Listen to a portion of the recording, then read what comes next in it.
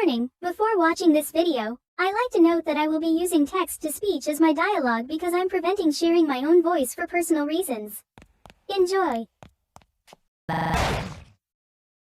Cartoon Network was my favorite channel growing up, and it's mainly through the programming they've aired over the decades, especially their originals. So today, I will be reviewing and ranking each individual shows, in general rather than each individual episode because that would make the video too long, like lasting days long, which I don't think my PC could handle. I won't be using much clips from each series to prevent my videos from getting blocked.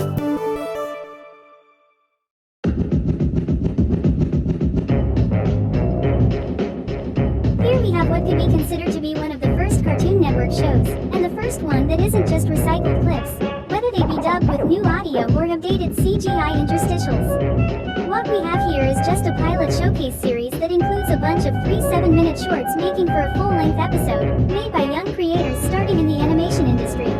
Only a couple of them got a chance to become full series, and some of the first cartoons. Fred Seibert of Frederator Studios, who previously worked on MTV and Nick's Branding, and was the president of Hanna-Barbera at the time, was responsible for developing this series. This won't be the last time we hear of him for this network, because he will return 15 years later, but I'm getting ahead of myself.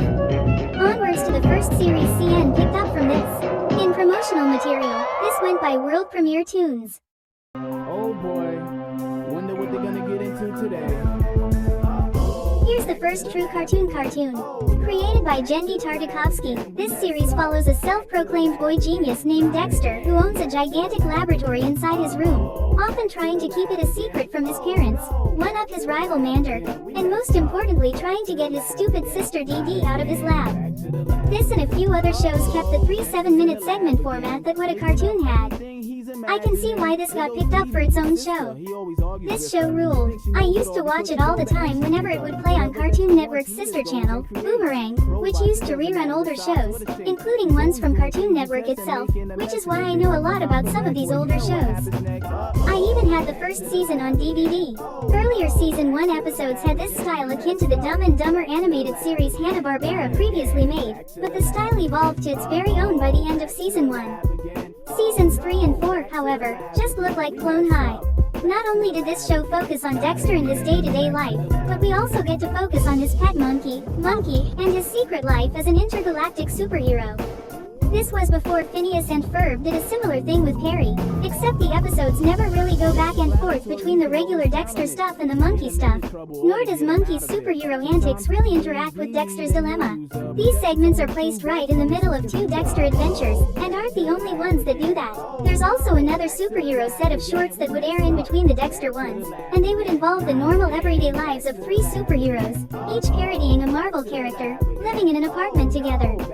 It's just as silly as it sounds, complete with canned laughter. Major Glory, who is Dexter's idol outside of these, being the straight man of the group, with Val being the cool slacker, and Crunk being the comedy relief.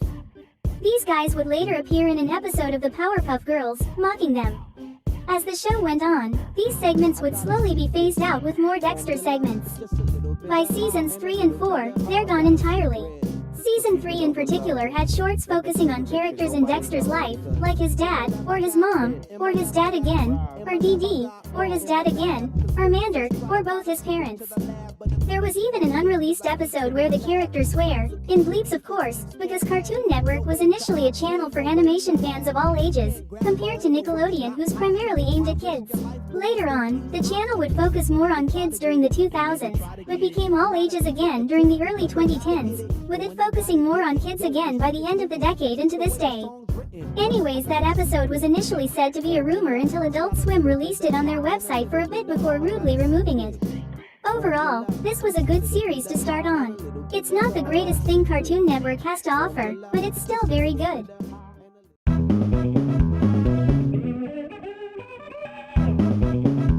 This is a series that Cartoon Network hardly ever acknowledges these days.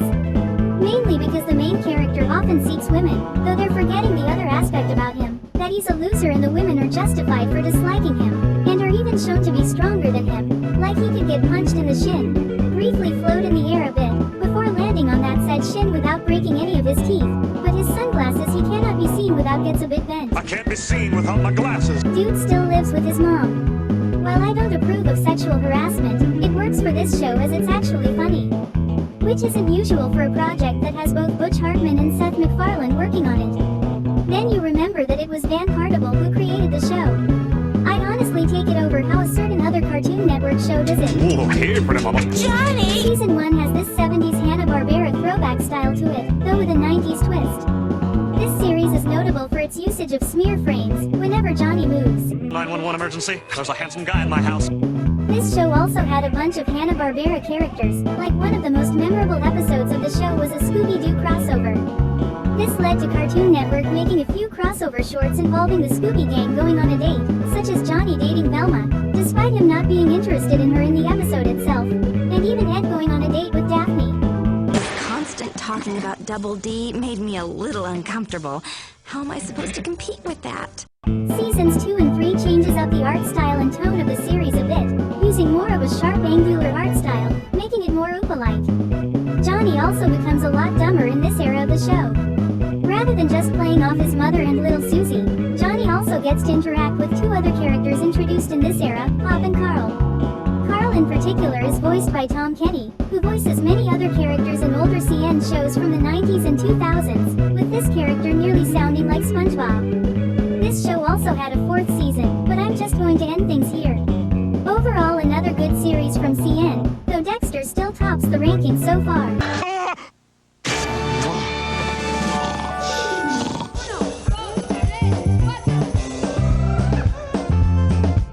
At first glance, you might think these are blatant rip-offs of Ren and Stimpy. David Feist's art style stands out compared to anything Hanna-Barbera had produced before, and these shows are the reason why it's so recognizable. You can tell that going through this list, a lot of these earlier shows get progressively more and more slapstick involved to them, really embracing the cartoon aspect of Cartoon Network. These series, leaning a bit more into gross-out territory without being too disgusting. These shows have lots of butts in them. Cow and Chicken focuses on the titular animals whose names are just named after said animals who casually just lives with parents who are just human legs and go to school together, and often encountering the devil, referred to as the Red Guy in his many disguises. At times, Cow even turns into her alter ego, Super Cow, a Spanish-speaking superhero. The theme song implies that the mom gave birth to a cow and a chicken, but I'd rather not think too much about it. I Am Weasel, on the other hand, which started off as segments in the previous series before getting its own, focuses on two other animals, though what's different is that they're portrayed as adults rather than children. Here we get to see the titular weasel who lives a very successful life, while IR Baboon's just a bum, no pun intended. Who easily gets jealous. The Red Guy is also a recurring character in this show as well. Although these shows might not be as good as Dexter or Johnny Bravo, they still have a lot of neat aspects about them.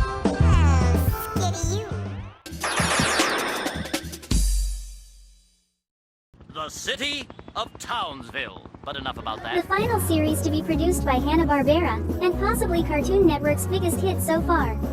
Like with Cow. And the theme song explains the origins of the main characters, only partially, what the show is about and what you're going to be into. Unlike the previous shows, the series is formatted with two 11-minute segments within a full-length episode, with the occasional full-length 22-minute episodes, most of which are from Season 4. This will be the primary format for most comedy-driven Cartoon Network shows going forward. The series follows three young superhero girls, called the Powerpuff Girls, who were created in a lab by accident, I was an accident too. who have dedicated their lives to fighting crime and trying to save the world. This group typically consists of Blossom, the commander and leader, Bubbles, the joy and the laughter, and Buttercup, the toughest fighter. Each of them have their own little quirks. Blossom's is having either ice breath or heat breath depending on the temperature. Bubbles has the ability to talk in different languages, including animals, and Buttercup's is just curling her tongue, which nobody else in the city of Townsville is able to do. Aside from the main trio, there are two other known Powerpuff Girls in the original series. Bullet, who is just a squirrel that was given Chemical X, and resembles the girls. She only appears twice, and Bunny, an attempt made by the girls to create a fourth member, who has one of the most tragic deaths in any cartoon, self-destructing at the end of her debut episode. Even the narrator was sobbing. Why? Other allies of the girls include their father, Professor Utonium, their kindergarten teacher, Ms. Keen, the mayor, and even Ms. Vellum, who acts more mature and responsible than the mayor does. Then there are the many villains of the show, but I'll go over some of the most notable ones. Mojo Jojo is not only the main antagonist of the series, but he is also responsible for the girls' creation as well. There's also him, which is basically the third time in a row that Cartoon Network made a show involving the devil. As well as Fuzzy Lumpkins, the redneck stereotype. Birthday suit! Other villains includes the Gangrene Gang, a group of green-skinned humanoids, Princess Morbucks, a rich brat who wants to obtain the power of the Powerpuffs. Puff me now! Puff me now!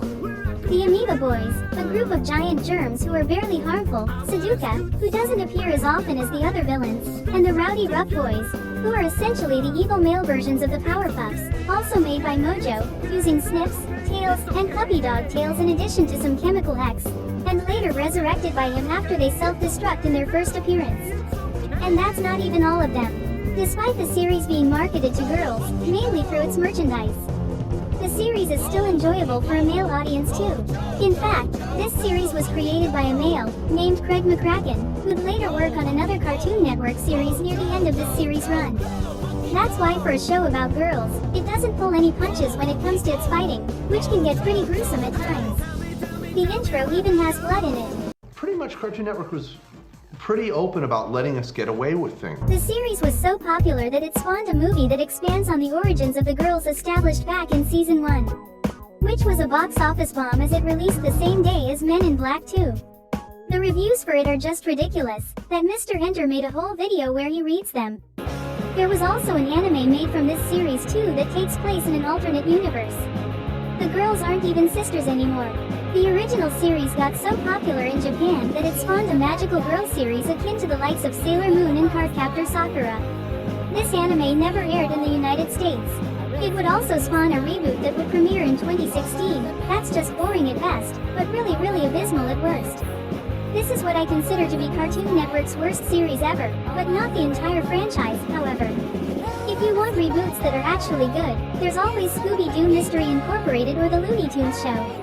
Heck, even the DuckTales reboot did what the Powerpuff Girls reboot should have done, actually being passionate about the source material, but instead we got corporate slop with some creeps involved. It's not the only show to premiere that year that was worked on by creeps, unfortunately. There was also a CW series that was planned, but luckily it never saw the light of day. So once again the day was saved thanks to Warner Brothers Discovery.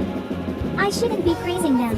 What the heck? While I would have ranked the original series over Johnny Bravo and maybe even Dexter's Laboratory, the reboot unfortunately drags the whole franchise down. Overall, the franchise is going right in the middle of the list. Right over I Am Weasel. Sweet.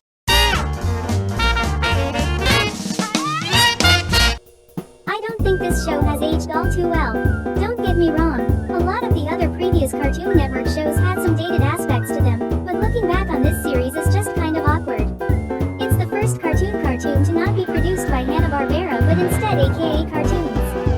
Which is why the animation in the show looks a bit more fluid, as well as the squiggly outlines that I doubt was cheap to animate.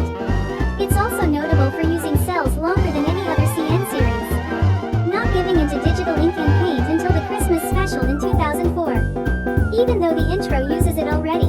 Even though many of my first introductions to the previous 5 series one talked about came from reruns on Boomerang, this one was one of the few older shows that was still airing reruns on the main network in the early 2010s, though it's usually the first 4 seasons, and sometimes the specials on certain occasions. It's usually the first 4 seasons, and sometimes the specials on certain occasions. On certain occasions. The titular characters consist of the dumb one, the smart one, and the greedy one, as they put their heads together in trying to make scams in the cul-de-sac in order to buy abnormally huge jawbreakers, though their plans usually fail. It follows a similar formula to Pinky and the Brain and even the Plankton episodes of SpongeBob, though just a bit more frustrating. The first 4 seasons take place during the summer, a seemingly endless summer that is. Just like Phineas and Ferb years later, while the rest of the series takes place in different seasons, with the characters going to school in Season 5. Not sure if Phineas and Ferb's revival series will go that direction. I can see why a lot of people like this show. It's got the most slapstick out of any Cartoon Network series thus far, about on par with Tom and Jerry's. And the sound design uses a bunch of random noises rather than the typical Hanna-Barbera ones. Also, characters like Ed, Rolf, and especially Plank have a lot of funny one-liners like. But that's where the positivity for this show ends, since this show can be quite mean-spirited a lot. But the worst aspect about the series has to do with the Canker sisters.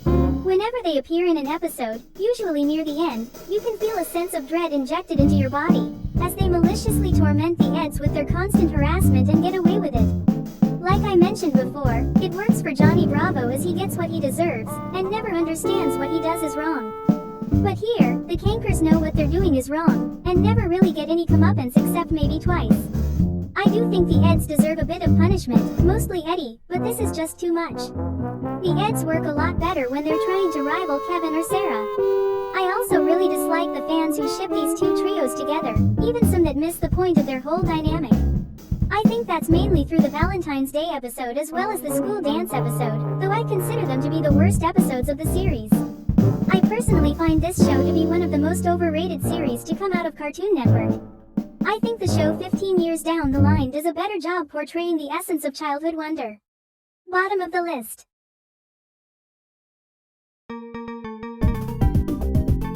Can't say this show is any better. Here we have the first obscure Cartoon Network show ever, and I can see why so many people don't remember this show. Usually Cartoon Network shows are fast-paced, often catching you off guard with their witty humor. This series' pacing is slower than Lou's pet turtle, Lancelot. There's not a lot to talk about in regards to this series. It has aged the worst out of all the 90s cartoons. But for those who still enjoyed it, I appreciate your opinion.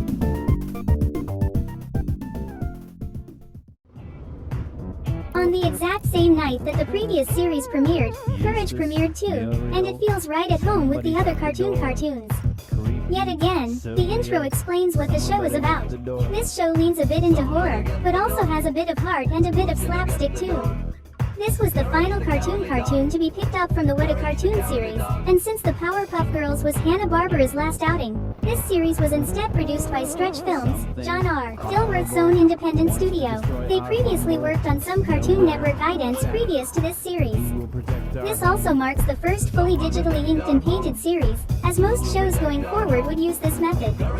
Like with Ed, and Eddie, this show was still airing reruns on the main network when I was younger, however it was also airing on Boomerang too.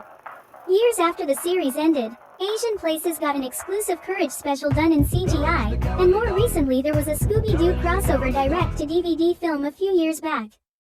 Jinkies. This pairing is a no-brainer, even back in the day. This series is a good way to end the 90s set of cartoons. Let's just hope the following decade is more consistent in quality, but I doubt it.